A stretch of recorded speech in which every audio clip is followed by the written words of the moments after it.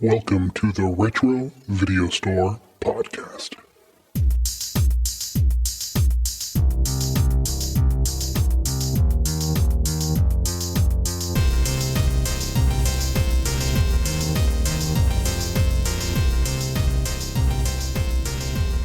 Welcome, everyone, to the Retro Video Store Podcast. I'm your host, Eric. Hi, Eric. And that's my co-host, Neil. I'm Neil.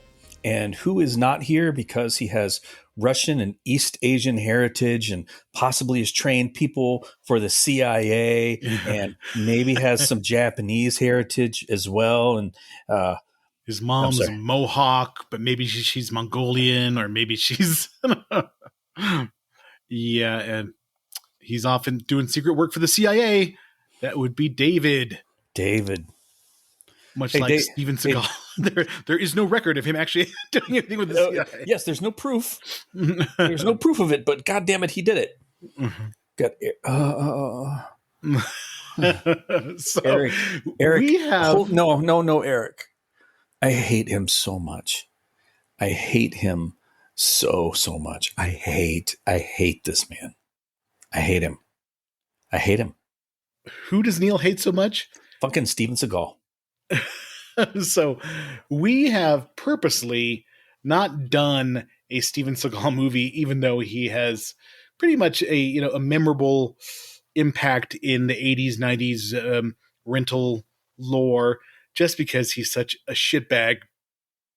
But this is our 250th episode, everybody. 250 episodes, and we're going to talk about a man that Neil hates. Fucking despise this piece of shit.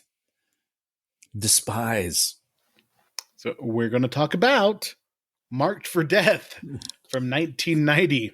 Marked for accuracy, which this man has none of.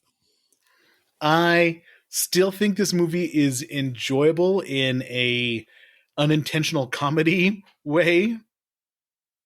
But back when I first watched it, I thought it was pretty good before there was access to the internet and before, we know what we know about Steven Seagal. Meeting people that had maybe trained with him and done the martial art and found out that they couldn't do any fucking thing. And you gotta move your head like this when you talk, though. Even like he tilts from the back, because like he tilts like this, boom, and then off to the side, boom, like this. Mm-hmm. Tell you what, like the President of the United States. I'm surprised he didn't slap the. He didn't slap the fucking doctor. He was hitting everybody. He was like slapping him in the neck and in the face and shit. All right. Well, we're jumping into the movie a little too quickly. Let's do what we always do. Fuck this guy. I hate this guy so much. I hate him. Okay, come on. Let's go. What did you watch this week? I know. I've been asking Sammy before we got on. I'm like, I know that we watched a movie this week, and I can't remember for the life of me. And she's like, "Oh yeah, we did. We watched something. Don't remember what it is, but I did start Alien Earth. How was that? It's good. It's very moody. It's got a nice long slow burn over the first episode. It didn't quite go the way I thought it was going to go, so that it is doing something a little bit different. So it was very interesting.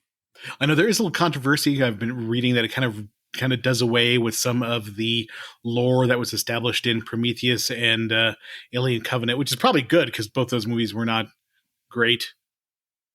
Generally, they're entertaining but not great. Several things that this movie is none of entertaining or great. Did you watch any TV, like TV series or anything like that? Besides, you watch Alien Earth. So yeah. Watch Alien Earth, and then so we were driving a bit, and when I drive, I listen to books. And my wife was like, "Hey, this one sounds really hilarious. It's called Dungeon Crawler Carl," and it's absolutely ridiculous. And we started listening to it. So when we get home, like cooking dinner, we listen to Dungeon Crawler Carl. We listened to Dungeon Crawler Carl last night. We're like, "You want to watch some TV or sit around and listen to Dungeon Crawler Carl?" So it was like old timey radio. Like we hunkered down around the radio and listened to the stories.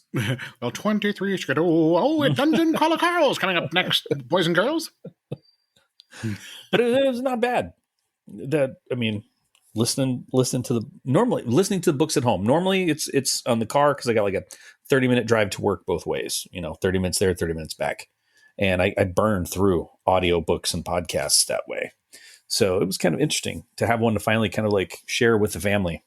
So Ajax Soap presents Dungeon Chronicle. Dungeon Chronicle, brought to you by.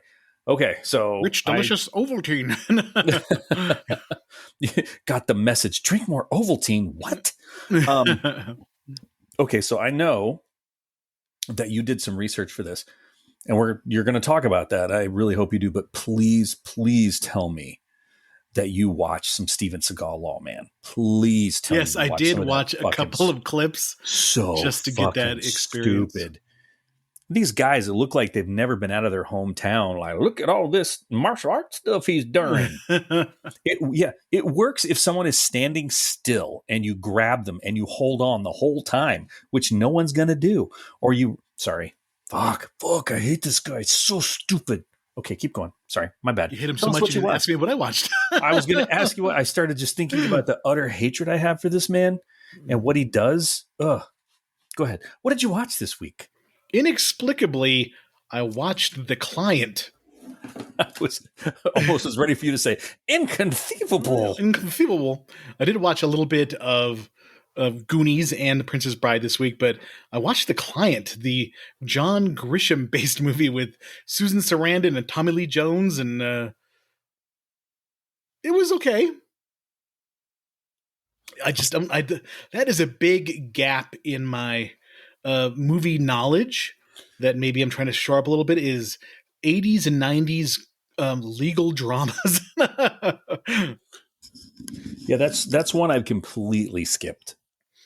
What was the one that I watched a couple of weeks back with Liam Neeson and Cher?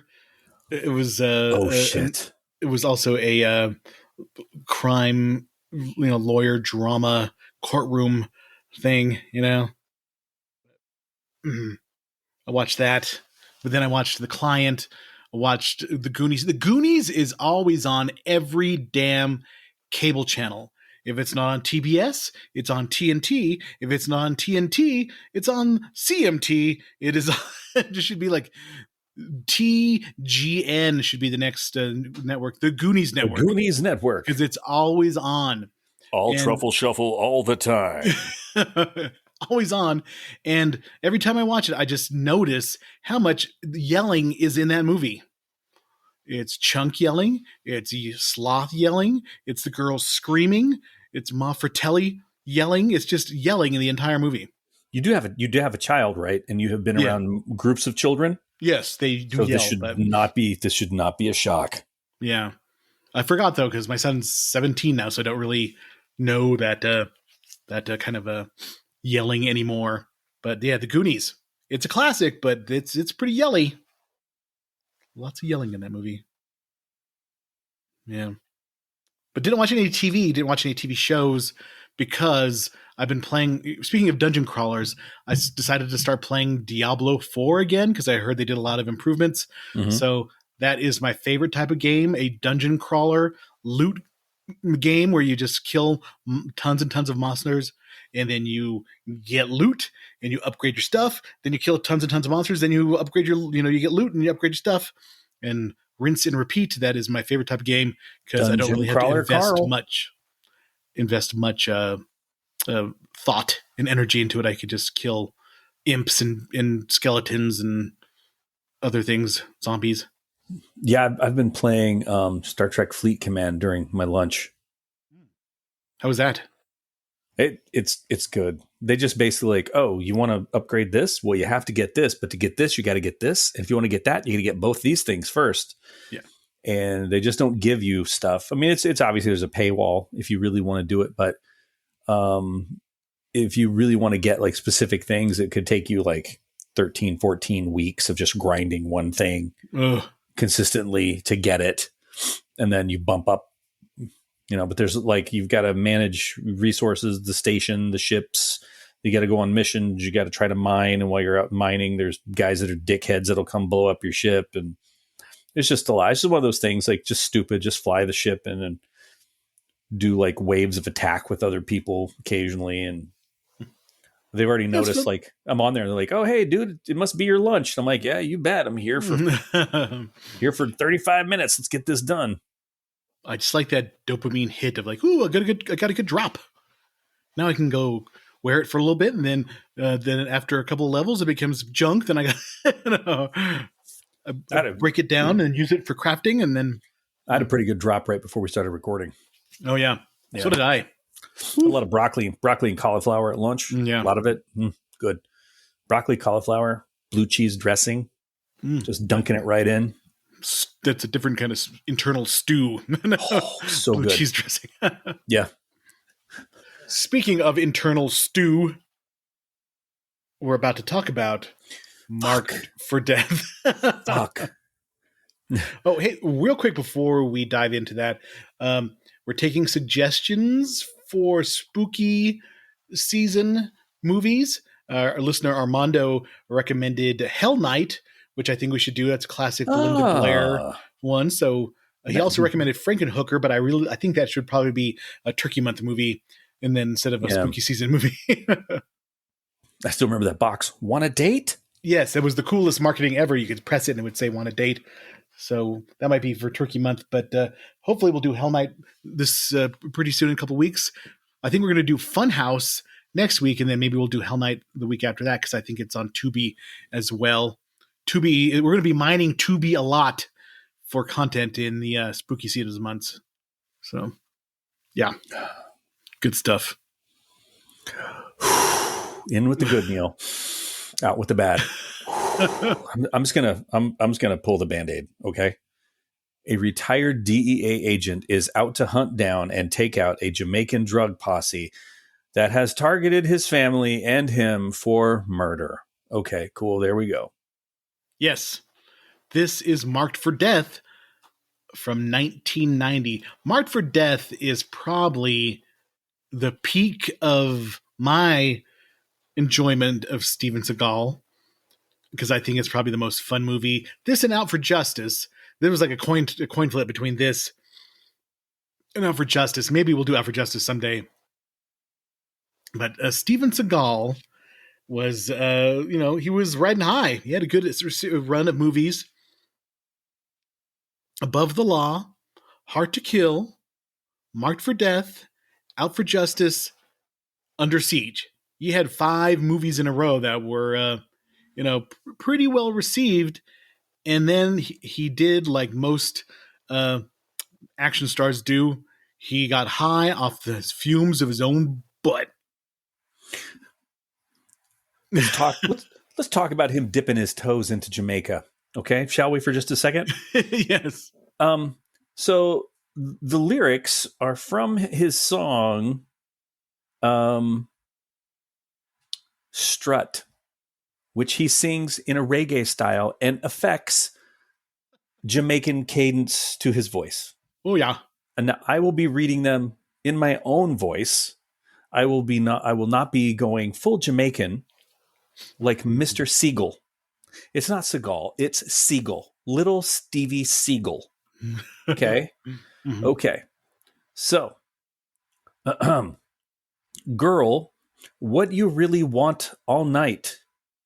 Me want the buddy, fee, make me feel nice, boy. Tell me what you really want all night. So then he replies, me want the punani. C for make me nice. Me want the buddy, him want the punani. And me know it nice. And then let's move on. When the girls start to strut, you could look at their butt. You shouldn't rhymes strut with butt? You shouldn't do that. The gyal dress is just as pretty, not just there to cover her kitty. When me fling it up, you better know fee back it up. When me dash it up, make sure you block it up. If you wave, I flap it up. Then me go lock it up. Back to the party, park it up like Benji, maybe? And then saw. And then goes back that wanting the punani. We make reference to the punani again. And me love the way you walk sometimes. The way you talk is so hot. Now you know, let's have a shot of rum. Then me can make you come. with me to the ocean. Yeah. That, Ooh. that would be fat. You can be my bow cat. Nice Ital breeze bring you to your knees. We're jamming. Wow. Oh, there's more. Please, But I'm not going to read it. Please stop. This I is think you deserve a nice swig of lightning bolt energy drink. energy drink. Steven Seagal's energy drink. I really looked for some of that because it's got a blend of magical Asian berries that only he knows about. I'm going to read you the label. Oh, fucking Steven Seagal's Lightning Bolt is an energy drink as unique as the man who created it.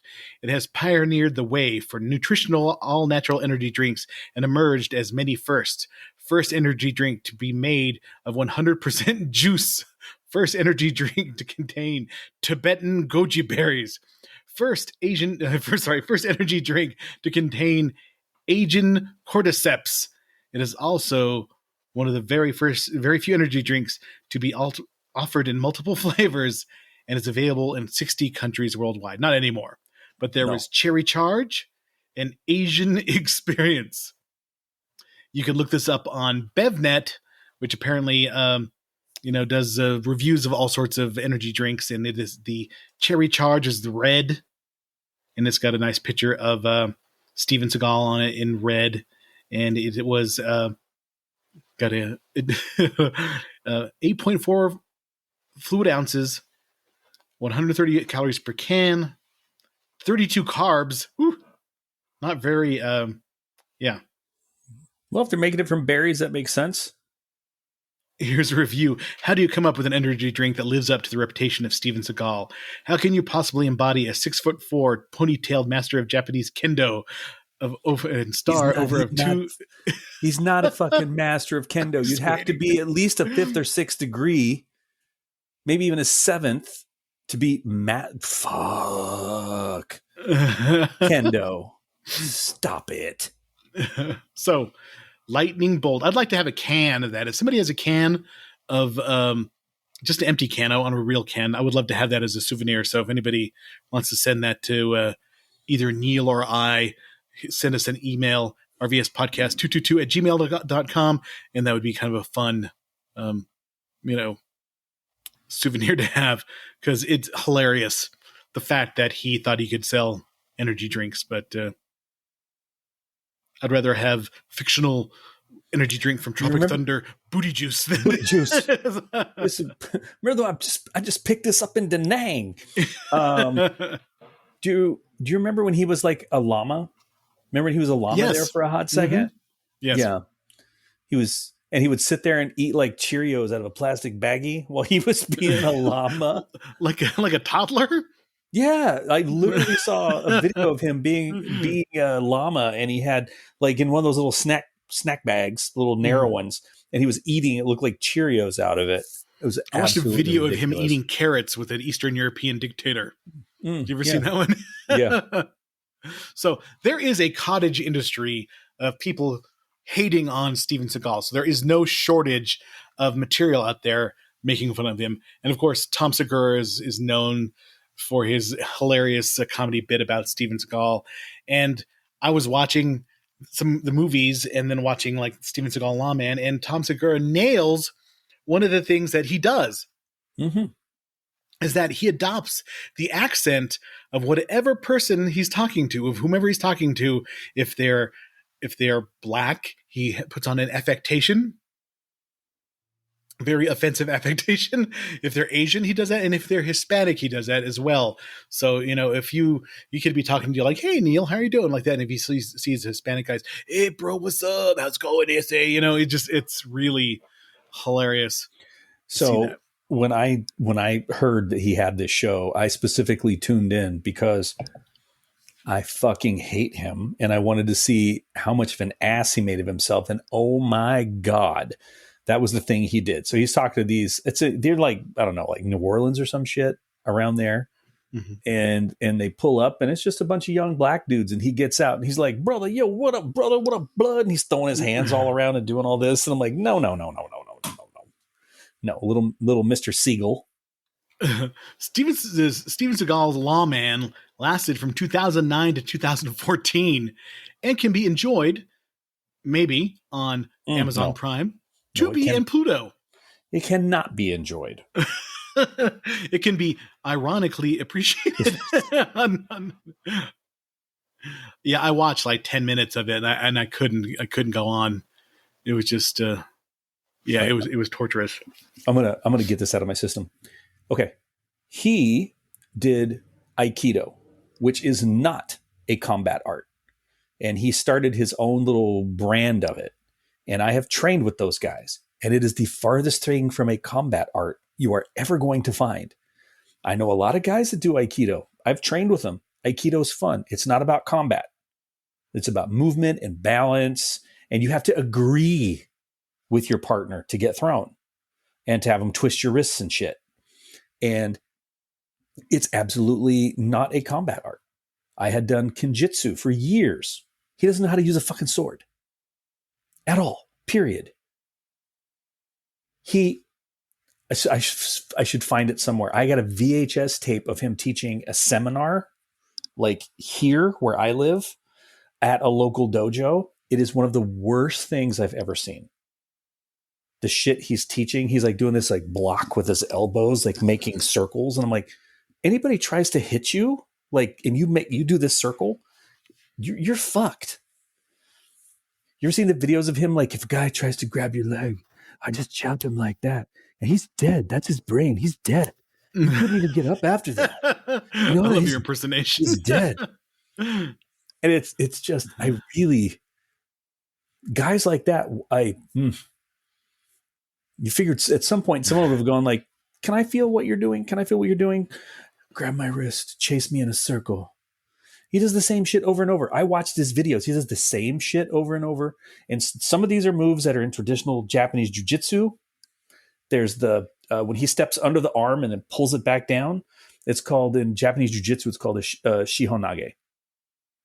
But it's done from standing still. It's not done from punches, because you can't fucking catch a punch. Nobody holds their fist like this and lets you grab it. Mm-hmm. It's not the way it works. And I just watched it over and over again. He does no martial arts in this movie. His signature move, his fucking signature move is somebody goes, they come at him like this, right? Both hands out, they come at him like this.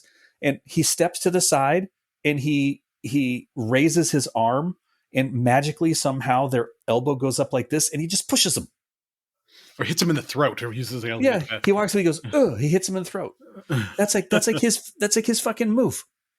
Or he moves horrendously slow to put their arm across his shoulder and then breaking their elbow. I don't get it. So I listened to one series of podcasts, and if you really want to deep dive into what a insane character Steven Segal is, I suggest a podcast called Behind the Bastards.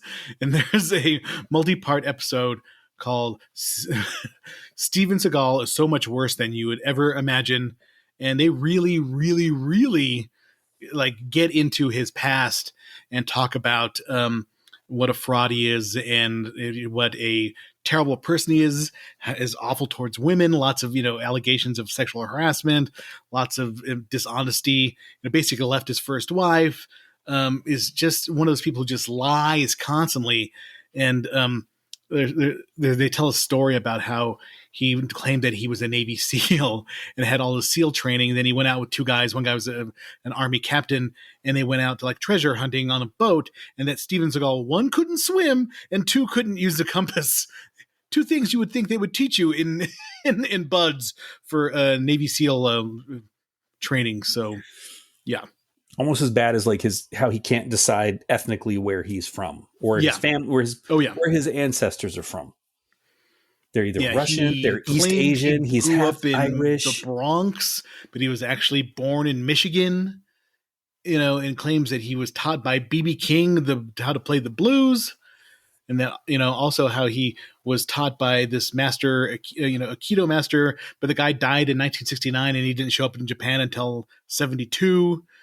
Just all these different, they're easily poked holes into his story. In fact, there was a infamous Spy magazine. Remember Spy magazine? back Yes. in the 80s and 90s. In 1993, they did a really 6-month of research, deep dive into his bullshit, and he wound up suing Spy Magazine because they exposed what a fraud he is. And you can find that article if you just do Spy Magazine, Steven Segal, and I think it's on somebody's Tumblr page, and it is a lengthy, well-researched article about what a fraud he is. So if you want to hear about that, you can do that. But we're here to talk about his movie, Hold Marked on, for though. Death. Wait, you saying he's full of shit? You mean to tell me that might not be his actual hairline and his hair might still not be black? Or his beard? Or yeah, well, I mean, you've known me a long time. Yours truly at one point had black hair and black facial hair. I have no hair and it's mostly white now. And you're 23 or 20, at least 20 years younger than Steven Seagal. Steven Seagal is 73 years old. He's got a drop of something soon. So you see early interviews with him, and he's like, "This is a snack based martial art." I watched a video of his newer movies, and he's literally sitting so down. Fat. Yeah, he's so fucking fat. He's got to sit. He is sitting down while he's fighting somebody. It's hilarious. A member of Meal Team 6. The Gravy Seals. The Gravy Seals. What did I send? What's the most dangerous thing about Steven Seagal? His cholesterol levels. What was that? I think it was in Above the Law. I'm going to take you to the bank. The blood bank. Oh, it's so bad. So fucking awful. So let's talk about his more recent movies. Some of them, or most of them, you can find deep on Tubi. There are direct-to-video movies with... These are the direct-to-video all-stars. Stone Cold Steve Austin, Steven Seagal, Jean-Claude Van Damme, and Dolph Lundgren. Jean-Claude Van Damme and Dolph Lundgren, I like them. Stone Cold Steve Austin, I like him as well. He's just been in some shitty movies. The last movie that that Steven Seagal did was in 2019 called Beyond the Law. It stars Steven Seagal and DMX. And then there's General Commander. See, General or Commander? And then Specific Commander. And then Vague Commander. There's another one called Attrition. Also known as Final Mission. Is a 2018 American Wing Chun film. It's Attrition. That's the sequel. The first one was called Pedia. Oh yeah. Mm-hmm. Oh, hold on. Thank you. Thank you. One called China Salesman, Cartels. China. Look at the cover of Cartels. Look how bloated his face is. Okay, wait. Where are we at for that? Oh, okay. If you go to his Wikipedia page and you scroll down, it shows the all his filmography, and you can kind of just scroll over the posters. There's one called The Perfect Weapon. Oh, good God! Is that Georges St. Pierre? Which one on? Oh no, that one says Killing Salazar Cartels. Let's click on. If you look image. at Sniper Special Ops, they photoshopped his head onto a thinner person's body. Oh wait, that is. Oh yeah, that's Georges St. Pierre. That's a legitimate badass. Yeah, with someone who looks like he had an unfortunate bee sting. Yeah, just tons. Force of execution, maximum conviction. It looks like, you have those things on the refrigerator, the poetry. You just take two, yeah, two we've words got and put them together. Yeah, Sheep Impact. What? Sheep Impact? Oh, it's a short film. I guess it's like a Sheep Impact. He's been a bad boy. He was in Machete that Robert Rodriguez did. I don't remember him in that movie at all. Yeah, Driven to Kill. He came in as like a bad guy, and like a girl pulled a gun out of her vagina, and there was a scene. Mm-hmm. Yeah, but did you notice? And it was already starting in this movie how he was already getting like heavy, and he always had the blousy shirt and the jacket on to cover it up. Yeah, he did. Yeah, there's some parts where like he's laying on his back when Screwface and his crew are kind of tying him down, and you could see a little bit of the chub up that he's going on. Like if Yeah. you watch like Above the Law and Hard to Kill, he's a tall, lean guy, but it's Was. just it was. And over the course of his movies, he just gets a little bit bigger and bigger and bigger. And now he's too big to stand up and fight somebody.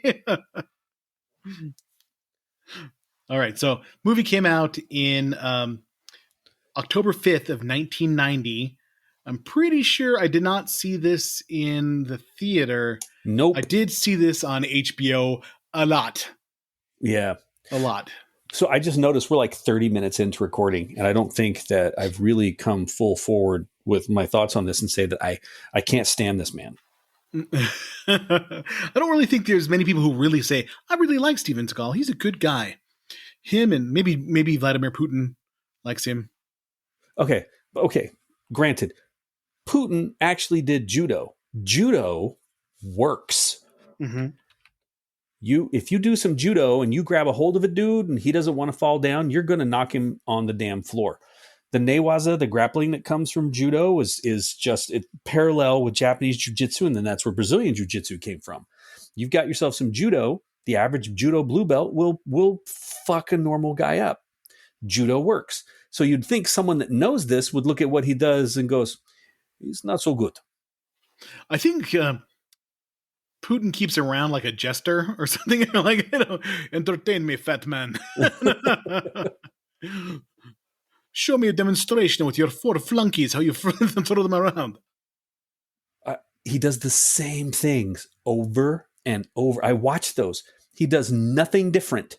It's the same thing over and over and over. Oh, yeah. Over and watch over. Any lately or any recent jiu-jitsu. I mean, sorry, don't mean. Don't you dare disrespect a real martial art. Any recent Aikido demonstration by Steven Seagal, and it's the same thing. The people that his students allowing him to to fling him around, putting up zero resistance. Yeah, I mean, and that's the thing is though that's kind of the nature of the game. You don't really offer resistance. And I've met guys that are like, "Hey, grab me both arms as strong as you can. I want to see if I can do this technique." I respect that. Or the guys that are like, "Hey, try to punch me. Hey, how would you try to grab my legs if you were going to take me down? Like, I'm not sure what I would do." Those guys are great because they're trying to develop this and make it more modern. But like what he's doing when he like flips his little wrist out in his demonstrations and they go chase him while he's moving it in a circle, and then he does a fucking clothesline. Duck your head. Boom, clothesline done. So there is one, I like to watch fight videos all the time. I just love it. Sometimes I'll fall down a rabbit hole of like, this type of martial art versus this type of martial art. And there's this one video of this guy who's like an Aikido, practitioner versus somebody who's doing like MMA, and he proceeds to get the shit kicked out. The shit kicked out of him. Yeah. Are you talking about the dude that has a ponytail? Yeah. And the dude, yeah, that I saw that guy online, and that guy, he apparently made up his own. He said he did like a type of ninjutsu, but it was named after like the river near where he was living, and people looked it up. And he like had no real pedigree, had nothing. He would post videos. I went on a deep dive on this dude, and the last I saw, they were transitioning. The last I saw. But they've since dropped off the map. Yeah. There's another one where this guy's like says he can stop blows with a force field, and he's on his knees, and the other guy just bow right in the face. Have you seen I love that kind of stuff. I just love it. Have you seen the one? It was some group. They're called Yellow something, and I wish I could think of it. Where they're like on a sandy beach shore, maybe like near a lake or something, and they got dudes like running at them, and they go like this, and then they fall down and shake and shit. And then they get a guy who's never done it before, and he just goes in and just mows that poor lady down. It just really hurts her. There is a YouTube page called Bullshido. McDojo Life is the one. Oh yeah. Sorry, I've got him wrong. You were correct. McDojo Life does a series called Bullshido. Yeah. And it's so much fun to watch because they really show how full of shit these force field guys are, or, how they can use their energy to knock somebody out. And it's just their willing students who have bought into it and who are, you know. I went to a seminar with one of the guys he featured just to see. The dude actually was teaching some boxing. He's a really good boxer. And I'm like, okay, cool. I'd done boxing with the guy and he was going to teach it. And he does like weird, like no touch, woodgy Aikido stuff. Like you grab my shoulder and I'll pin you to the ground if you just touch my shoulder. And his students were flopping all over the place. And I'm like, okay, cool. Let's like, I'm going to be open-minded about this, and like grabbed a dude and went, okay, boom. And the guy was like, well, you're grabbing too forcefully. Okay. Barely touch him. He goes, well, you have to give me energy. And I'm like, okay. So just to fuck with him, I'm like, okay. So I kind of shook my hips a little bit and like, gave him one of those. And the guy was like, yeah, that's better. That's better. I don't know why you're not falling. Because I'm not brainwashed. Now, granted, if that little dude punched me, I'd probably fall down, but it's just so the cult around this is ridiculous. Eric, I hate this man so much. I hate everything he does. So, I love martial arts. I love martial arts, Eric. This is why I can't do this. There is a story that Joe Rogan talks about Gene LaBelle, who apparently was a stuntman, and Segal said, I'm so good at Aikido that nobody can choke me out. And Gene LaBelle proceeded to choke Segal out, and he shit his pants. That's the story, which has been corroborated, apparently. Yeah, well, I've heard the corroboration of getting choked out, but not pooping or peeing, which is 100% why you empty your bowels before every practice. So that if you do get choked out, you're not the guy who dookied. Yeah. Yeah, because I mean, you're going out. You don't want to get that reputation of you don't get dookie pants. The dookie. No, dude, I've way tapped early because I realized I was like, oh wait, we're getting close. Oh holy shit, I got a full bladder. Tap tap tap tap tap. Hey, thanks, brother. All right, thanks for the roll. Good. Run off the mat and go pee. Come back. I don't want to pee myself. And there's also a story about Segal where Jean-Claude Van Damme and him were going to fight, and then Steven Segal ran off and didn't fight Van Damme. Well, because I believe Van Damme has actually punched things. Well, that would be like the same thing with Dolph Lundgren. Dolph Lundgren does Kyokushin, and those guys hit and kick each other hard. They train their bodies. Those guys, they're fucking nuts. I did like a week of Kyokushin. I had a friend that did it. It wasn't in Santa Cruz. Where were we living at the time? God, it's near San Pablo up here in the Bay Area. But anyway, he did Kyokushin. He asked, we were up there and he's like, come do Kyokushin. I left after the first class. I was covered with bruises everywhere because everyone is like, oh, you're a fairly stout guy. You look like you've worked out. And so wham, wham, wham. You don't want to sit there and go, stop with the kicking. You just let it occur. It's horrible. Okay, so let's begin. 38 minutes in, we haven't talked about the movie. Let's talk about the movie. It starts. All right, so it was some bullshit. It was budgeted for $12 million, and opening weekend made back its budget and ended with the $57 million worldwide. So this is the movie that kind of pushed him into a different level, because Hard to Kill and Above the Law were modest hits. This one moved up a little bit better. You want to hit us with the critical consensus? All right. Rotten Tomatoes reports that 27% of 11 surveyed critics give the film a positive review because they're stupid. The average rating is 4 of 10. An audience is polled by CinemaScore gave the film an average grade of A because they were stupid on an A+ to F scale. Both the New York Times and the Washington Post gave it a thumbs up because they are stupid, writing that it was another solid Seagal action film because they had never seen solid action before in their life. In a less than favorable response, the only correct one, from Entertainment Weekly, they wrote that the film is partially underdone by murky cinematography, shitty martial arts, high cholesterol levels, and an excessive amount of bullshit. The Chicago Tribune was also very critical of the film. I may have embellished that one a little bit. Well, I looked to see if Roger Ebert has reviewed this movie, and he did not. He did not review marked for death because I went to rogerebert.com. I went and Googled it, and I could not find a review by Roger Ebert. But surprisingly, Roger Ebert liked Hard to Kill and Above the Law. Gave it 3 stars, both of those. Cast, Steven Segal is John Hatcher. Stevie Segal. Stevie Segal is John Hatcher. Keith David is way too good for this movie. He plays Max, his old army buddy. Have you noticed Pacula is Professor Leslie Davalos, who has 0 screen time and no chemistry with Segal. Everybody wants to hug this motherfucker in this movie. Everywhere he goes, everybody wants to give him a big fat hug. Yeah. When was the last time you walked anywhere and someone just like Eric and give you a big fat hug? Hey man, give me a hug. Yeah, none. Yeah. I mean, look at me. I look friendly and huggable, right? Mm-hmm. Oh, you do totally. Doesn't happen. Yeah. So let's talk about the movie proper. I always forget about the beginning of the movie where he's chasing around Danny Trejo, and his partner is killed. There's lots of like strip club nudity in this movie. Yes. There's just lots of, they're always going to clubs in Jamaica and in Mexico where there's tons of strippers showing off. And but the great thing is they cannot resist his animal magnetism. Yes, he's such a good looking man. He just walks in and smiles, and they all just start gyrating at him. No más, lo siento, no más, por favor. This is my pistola. I'm surprised after he got done. Tu es muerta, puta. And then walked off. Why didn't he do that? Good Spanish there.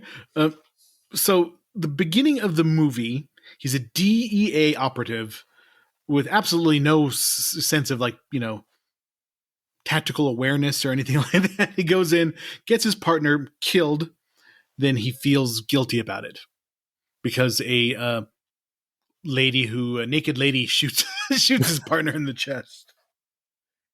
That for someone who is supposed to be like a crack marksman, that really looked like he just was like squinting his eyes and just just waving it all over the place. So he gets his partner killed, and then he's done. And his boss tells him, take a vacation. So he goes back to Chicago. He's taking his ponytail and he's leaving. And talking about his fashion choices in this movie, he's got big billowy jackets, and they're very like this weird satiny kind of quilted satin material. And there's this one where he's wearing basically a black belt. I mean, like a belt, like a belt that you would find on a woman's robe around, like a sash around his neck. Yeah, and he looks very manly in that. And he got the one with the tigers. Don't forget the tigers. He's got the titty tigers. Yeah, lots of tigers on his jackets and stuff. He goes back home, and then he catches up with his friend, who's also retired, old army friend Max, who's played by Keith David, who does a great job. Keith David just brings to whatever he's in. He does a good job. He outclasses Segal by a mile. But Yards. This movie is another one of those Fox News nightmares, where the Jamaican drug posse has taken over your tiny middle America suburb, and these total out of central casting Rastafarians are selling weed to the white kids, and that must be stopped. And crack. Weed and crack. And what? Okay. That's a big escalation. Like, here you some weed. Okay, here's some crack. Here's some weed. You want to try to crack? I'd love to try crack. These girls who are like cheerleaders. As we all know, right? Nancy Reagan informed us of this. Crack is whack. Yes. If you're a teen. And so she really should have thought about, I am a teen and I should not be taking crack because it is whack. If you're a teen. That's right. Mm-hmm. So Hatcher sees this going on. His friend Max, who's now a football coach, is telling him, man, you need to help us clean it up. And he's like, no, I can't do it. I quit. I'm not doing any good. And of course, and then more people get pulled in. Smacking everybody in the face. He has this weird thing. Yeah, like if you had a friend and all he did was smack you in the face, in the back of the head, stuff like that, you'd be like, quit. Yeah. What are you doing? Asshole. Even little kids, he's like, hey, and he's smacking them in the head and smacking them on top of the head or in the back of the head. It's just What an asshole. So he goes to meet Max at a bar, and then the Jamaican drug posse gets tangled up with the Colombians, and they're shooting a bunch of people, and then there's Santeria versus Voodoo. Now that would be a good movie, like a good scary movie, Santeria versus Voodoo. And just for you, we had Santeria boobies. Yes, Santeria boobies. I don't practice Santeria. So this chick is like, doing this naked ritual in a bath of milk or something, and then cutting chickens' heads off and all the other stuff that people think, just Mexican people do all the time. I got some chickens in the backyard. Look, all I know is that at some point during both rituals, you got to spit on people. Yeah. Like when she opens the door and Screwface spits whatever in her face. Yeah. Somebody had to be off screen. Hey, Basil. And then gave him an ironic comment. He's like, okay. So his sister, isn't that the woman who apparently didn't she like bang Bill Clinton? Wasn't that her? Like, what do you mean? Like had sex with Bill Clinton. That's what I mean by bang. That was a little euphemism. I thought that was like a thing. What's her name? Look it up. I swear to God. Marked for death. We're looking for that right now. You're not talking. Let's see. Who's the cast? It's his sister, Melissa Hatcher. Her name was Elizabeth Grayson. She's now 64. She was from Arkansas. She was Miss Arkansas. Yes. And I thought, look at type in Grayson affair. Affair with Bill Clinton. You were correct, man. That was a deep cut. You pulled out of nowhere. I was remembered because I recognized her face, and I'm like, wait, dude, I've seen her before. According to Grayson, sometime in 1983, she had a one-night stand with future President Bill Clinton when he was the governor of Arkansas. She was married at the time, as was he. Wow. Yeah. That was a good pull there. Very proud of you. I like those movies you do. I like some of that stuff. That movie with Steven Segal, that was pretty good. That was a great film, and I really think this could help you, Chris. I know the back seat is uncomfortable, but I feel your pain. I do. I feel when they were going to do that voodoo ritual and they cut your top off, I was excited. I gave it 2 thumbs up. My Bill Clinton sounds like an older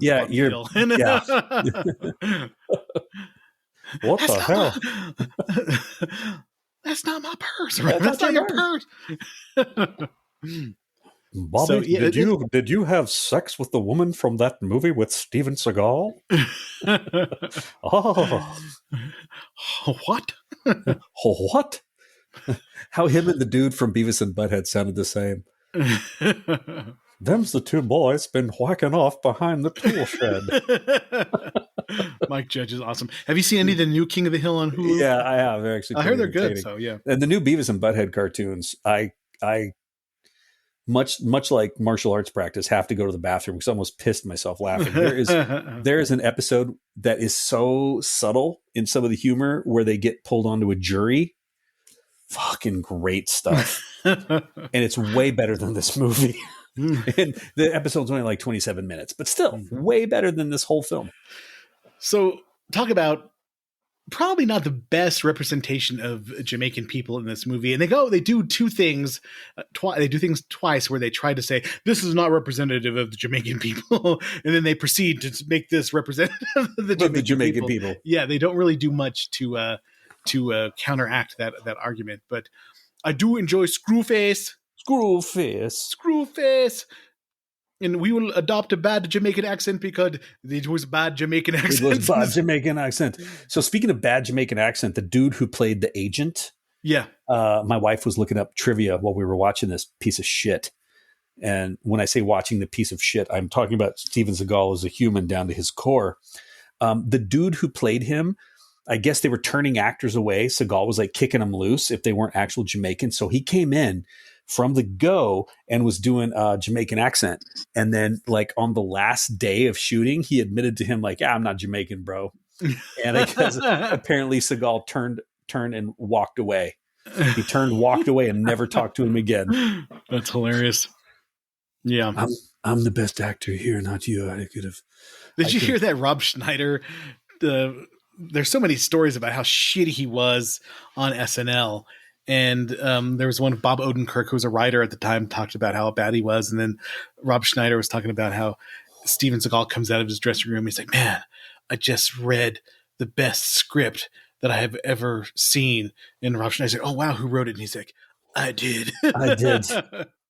YouTube is full of, like I said, there's a cottage industry of Steven Seagal's an asshole exposés on on YouTube.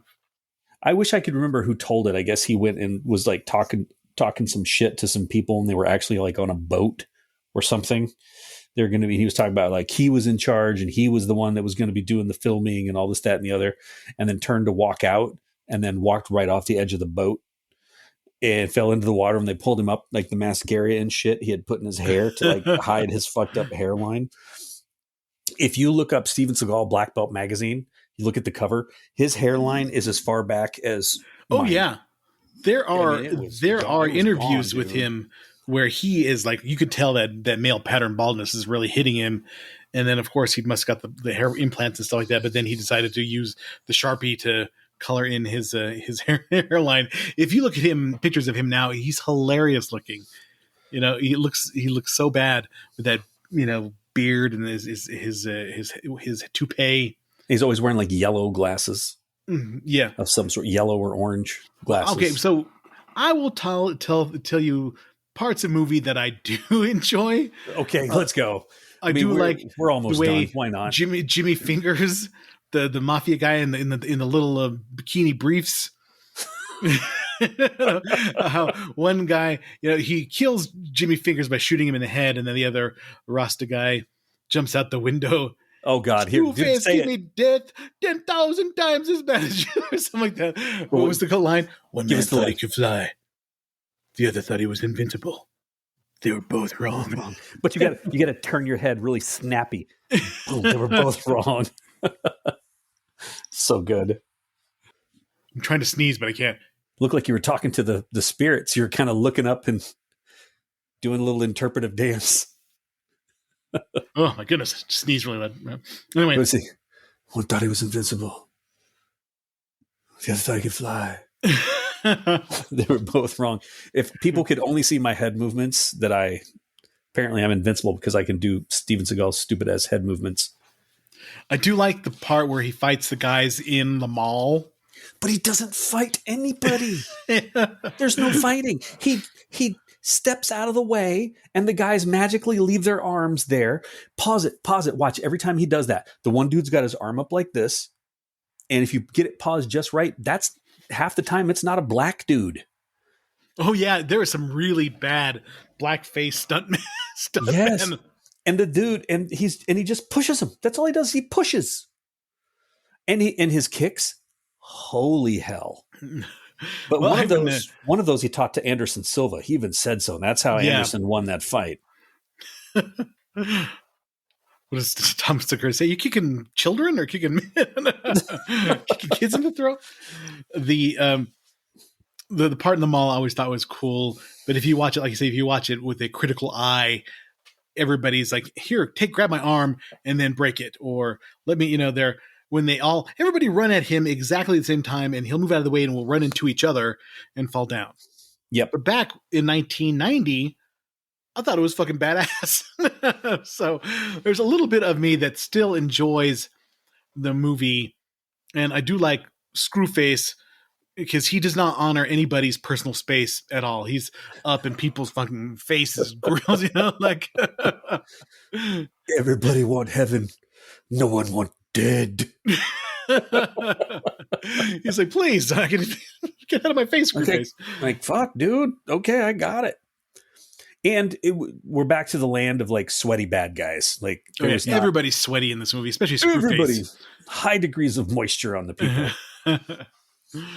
So they go to Jamaica, and then this is when you get to see tactical operations Steven Seagal taking people out with his sniper rifle and his machine gun with the suppressor on it.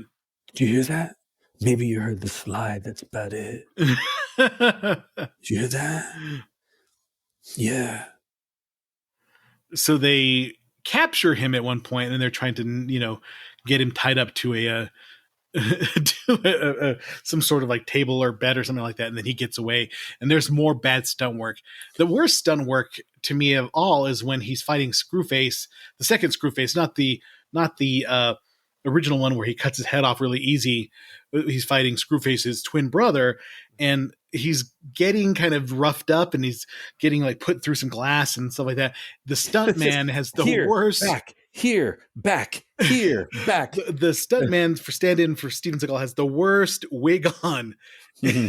It looks like when you take like a Barbie doll out of the box and it's got the little rubber bands in it or whatever, that's the way it looks. And it's just bad Steven Seagal. But also the funniest part to me is when he picks up Screwface and breaks him over his knee, and it's the worst looking dummy I've ever seen in my entire life. It's like Bane and Batman, for God's sakes. I hope they're not triplets. That would mean 3 of them. I'm surprised he didn't explain that. I actually invented triplets because before it was just single babies. Skip.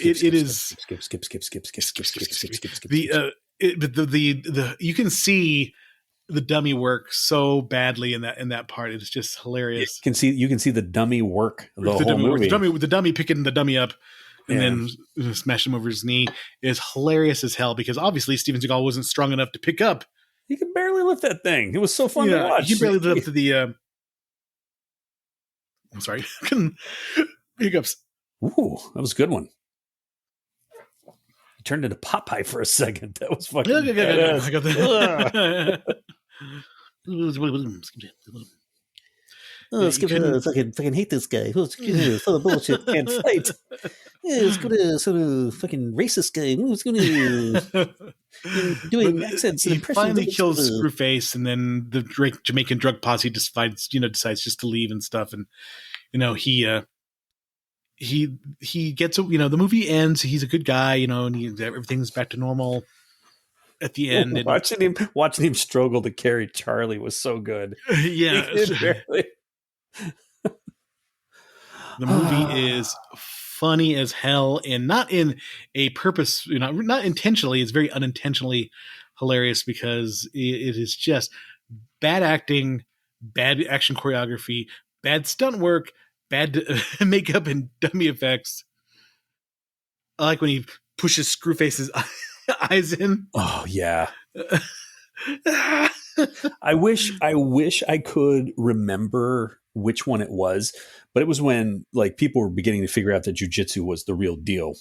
And he had to show that he could defeat jiu-jitsu in a movie. Oh, really? Yeah. I wish I could remember what it was. And if I can, you have to get the clip and show it to Andrew. Andrew still trains, right? Not right now. He's senior year. He's focusing on getting out of the. But he's got enough, and he literally grabs the guy, holds him, and it's like a toddler. He's like kicking him with his legs and hitting him like this on his back, like it's going to do some real damage. It is amazing. I think it's a movie called Born a Champion. No. It was before all that shit. It was maybe like Glimmer Man or some shit like that. Well, that's the one with Keenan Ivory Wayans. Yeah, you just see a glimmer. That's where he's got to show off. He's got the credit card that goes and cuts the guys with the credit card. You get a little credit card knife or some shit. What do you want, my wallet? All I've got is this credit card. But don't pay attention to it, because I'm going to cut your throat with it. Because I never saw that movie. I invented the tactical credit card. I could kill you with it. Speaking of Steven Seagal, there was a South Park where Randy gives basically the same speech that Steven Seagal does on a deadly ground. Oh, really? Yeah, and I think it's the one where the internet dries up. But he's talking about respecting the internet or whatever, and he's wearing the same kind of quasi Native American jacket that Steven Seagal. He went through a Native American phase too. Yes, he was going to fight for the environment. Yeah, right before he decided that he was a Mongolian warrior or whatever. I'm an Aztec warrior. So let's not waste any more breath on Steven Seagal. Yes, actually. And let's just wrap it up because I've been drinking this water this whole time. And man, I got me a whole bladder full. Did you notice that Danielle Harris was the little girl in the movie? Yeah. From Halloween. That was the only part my wife brought up. She goes, "Oh, look at that. The poor little girl from the Halloween movie's got to suffer again." Stuff again. Yes. She didn't believe in the boogeyman, and then she saw Steven Seagal. So, all right, everybody. Horrible. This movie is bad, but it is entertaining. If you want to watch it, it's pretty fun to watch. But you know that, of course, Steven Seagal is an asshole, terrible person. You can watch many a video about how bad he is. So we're not endorsing him in any way. We just decided to watch this movie because it is part of the video store era that we enjoyed so much. Are you sure though? Because I really enjoy him and his movies. I think he's just. So maybe I gave the wrong impression through this whole podcast. Neil's title on our video chat is "I hate him so much." So I do. I was at work having agita, like I got to go talk about this fucking movie and this guy. Yeah, it is terrible. He's a bad guy, but it's an entertaining movie. If it's of its time, I would put Steven Seagal movies. There's only 1 and 2 in my brain. Marked for Death and Out for Justice. All the others, skip. We'll get some puppy dog food. I was thinking the exact same thing. I don't want this to be from Jersey. I don't want some radioactive shit. And again, even his character did not speak in that, but he goes to talk to the kid at the bodega, and he changed his accent. I know. Let's get a little bit of this and a little bit of food. Maybe in 6 months we'll do Out for Justice. Anybody see Richie? I hate him so much. Ain't nobody upstairs. All right, yeah. The only thing stopping you is fear and common sense. Yes. All right, everybody. You broke my teeth. RVS Podcast 222 at gmail.com. And thanks everybody for listening. We've been getting some good downloads. And across 6 continents lately. So it's pretty good. Thank you. Yes. I want everybody to have a good week by not having anything to do with Steven Seagal. All right. Thanks, everybody. Hopefully David's back next week for The Funhouse, directed by Toby Hooper, as we kick off spooky season.